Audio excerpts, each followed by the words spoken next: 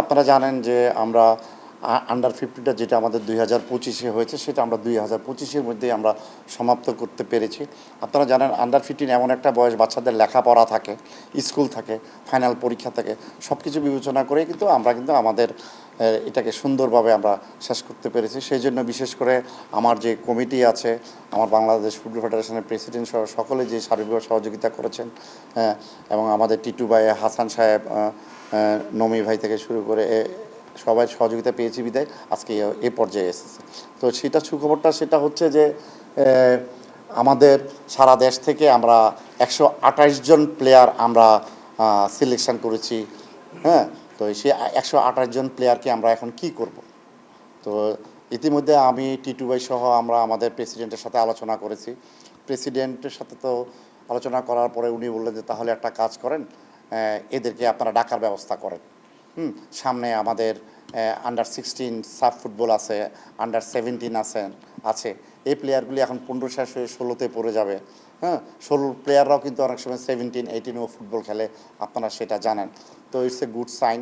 তো আমরা এর ভিতরে যে ভালো প্লেয়ারগুলি পেয়েছি, আমাদের টিটু ভাই একটা স্লট তৈরি করেছেন, আমাদের টেকনিক্যাল ডাইরেক্টর। সেটা হচ্ছে যে আমরা একসাথে তো সব প্লেয়ারকে ডেকে মাঠে একটা মেলা করতে চাই নাই, আমরা ফুটবলটা করতে চেয়েছি। তো সেজন্য কী করা, সেজন্য হচ্ছে আমরা প্রথমে 50 জন প্লেয়ারকে ডাকবো। 50 জন প্লেয়ারকে ডেকে আমরা ওদেরকে 2 দিন আমরা ট্রায়াল নেব। অত্যন্ত খুশির খবর হচ্ছে যে আমাদের এটা আগামী কাল থেকে প্লেয়াররা 50 জন প্লেয়ার ক্যাম্পে ওরা উঠে যাবে।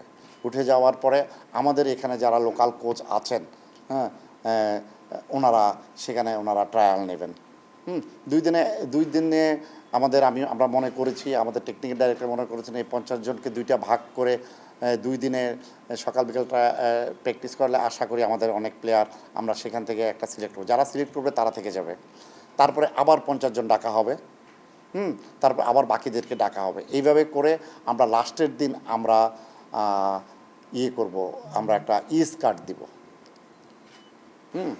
এই কার্ডটা দিলে আমরা ফাইনালি ওদেরকে ডাকবো। এখন আপনার তো বলতে পারেন যে কতজন প্লেয়ার রাখবো।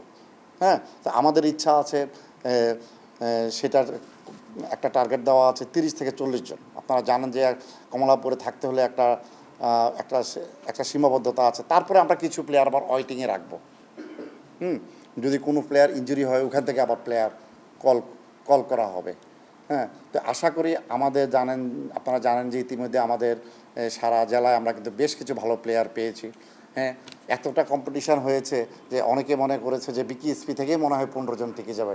এটা কিন্তু তা কিন্তু না। বিকিএসপি থেকে সম্ভবত 7 জন কি 8 জন টিকেছে, আর বাকি জেলাগুলি টিকেছে। আমি দেখেছি ব্রাহ্মণবাড়িয়াও ভালো প্লেয়ার আছে, আমার নোয়াখালীতেও একটা ভালো মিডফিল্ড আছে, ঢাকার আছে, বিভিন্ন জেলার আছে, বিভিন্ন বরিশালের আছে। বরিশাল চ্যাম্পিয়ন হয়েছে, যুগ্ম চ্যাম্পিয়ন হয়েছে, আপনারা জানেন। তো ওরা খেলেই হয়েছে।